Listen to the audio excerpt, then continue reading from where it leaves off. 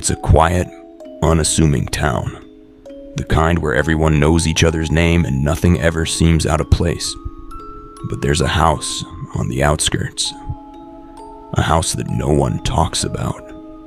It stands there, abandoned, its windows like hollow eyes staring out into the void. I used to walk by it every day as a kid, my parents always telling me to stay away. Don't go near it, they'd say. Something's not right about that house. But one night, curiosity got the better of me. It was late and the moon hung low, casting long shadows over the street. I walked past the house, my feet dragging as I glanced over. There, in the top window, I saw something. A faint light. At first, I thought it was just a trick of the light. Maybe a lamp inside was flickering, maybe a reflection of the streetlight. But no, I couldn't pull my eyes away. The light was moving, slowly, methodically. It was like someone was pacing the room, their footsteps barely audible. But I knew I wasn't imagining it. The house had been empty for years. So why was there movement inside? I should have walked away. I should have turned around, gone home, forgotten it. But I didn't. I felt a pull, something in my gut telling me to go inside, to see for myself what was happening. So I did. The front door creaked open with little more than a touch. The air inside was cold, much colder than outside, like a grave had opened in front of me.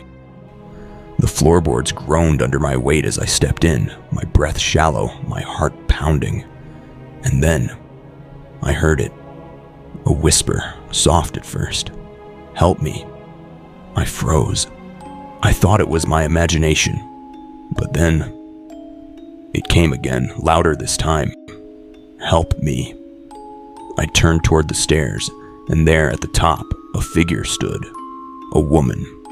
Pale, with long black hair hanging over her face, her hands twisted unnaturally at her sides.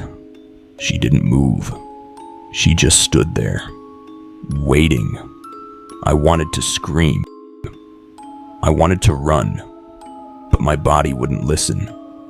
My feet stayed rooted to the spot as she began to slowly descend the stairs, her movements jerky, unnatural, like a marionette controlled by invisible strings. Why are you here?" I asked, my voice barely a whisper. She stopped a few steps away, her face still hidden in the shadow of her hair. But I could feel her eyes on me, burning into me with an intensity that made my blood run cold.